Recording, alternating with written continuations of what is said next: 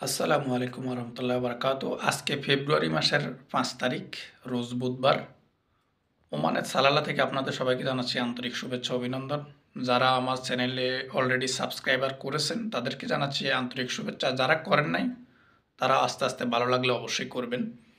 তো আমি আমার চ্যানেলে বিশেষভাবে বিশেষ যে নিউজগুলো আমি দিয়ে থাকি বেশিরভাগ ভিসা সংক্রান্ত এবং ওমানের বিভিন্ন খোঁজ খবর আমি এই চ্যানেলের মাধ্যমে দিয়ে থাকি।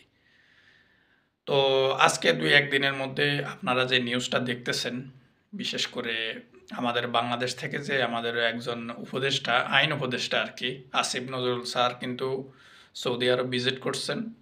সৌদি আরবের রিয়াদে উনি আরব গালফের অনেকজন মন্ত্রীর সাথে বৈঠক করছেন। তার মধ্যে সবচেয়ে গুরুত্বপূর্ণ নিউজ হলো ওমানের একজন বড় ধরনের মন্ত্রীর সাথে ওনার একটা গুরুত্বপূর্ণ বৈঠক হয়েছিল এখানে সৌদি আরবের রিয়াদে।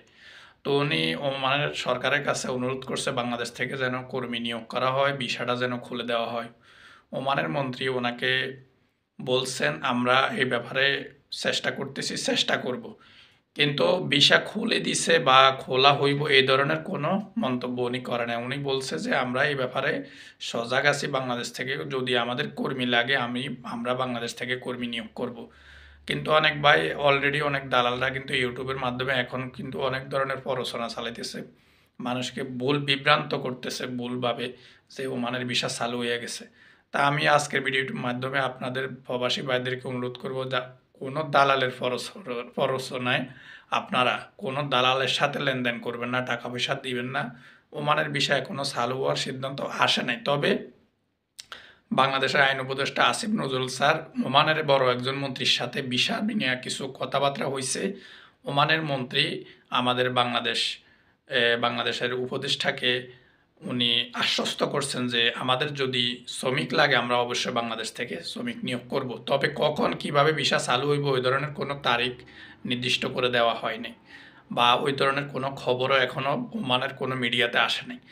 তবে ওমানের আউটপাস সংক্রান্ত একটা কথা হয়েছিল যে আউটপাসের ব্যাপারে, তো ওনারা বলছে এই ব্যাপারে কথাবার্তা চলতেছে, দেখা যাক কী করা যায়। আউটপাস হয়তো বা আসতে পারে। তবে ওমানের যারা অবৈধ শ্রমিক আছেন তাদের কিন্তু ফেব্রুয়ারি থেকে কিন্তু বিনা জরিমানা আপনারা বৈধ হইতে পারবেন। আপনাদের যে কয় মাসের ভিসার মধ্যে যে গেরামা বা জরিমানা আছে এই জরিমানাটা দিয়ে আপনারা ওমানে বৈধ হইতে পারবেন। এই ব্যাপারে কিন্তু একটা সিদ্ধান্ত হয়েছে, কিন্তু ভিসা খোলার ব্যাপারে কোনো সিদ্ধান্ত আসে নাই। আপনারা যারা আসলে আমাদের বাংলাদেশি অনেক ভাই আছে খুব সরল সিধা, ওনাদেরকে বিভিন্ন দালালরা বিভিন্ন রকমের মিথ্যা তথ্য দিয়ে কিন্তু টাকা পয়সা নেওয়ার জন্য খুবই চক্রান্ত করতেছে। তা আমি তাদের দৃষ্টি আকর্ষণ করব, এখনও ভিসা খোলার ব্যাপারে কোনো ফাইনালি সিদ্ধান্ত আসে নাই। তবে যারা ওমানে বৈধ হইতে চাইতেছেন তাদের সুযোগ করে দিয়েছে ওমান সরকার, আপনারা চাইলে বিনা জরিমানা বৈধ হতে পারবেন। আজকের নিউজ এখানে এই পর্যন্ত আমি শেষ করলাম। আল্লাহ হাফেজ, আসসালামু আলাইকুম।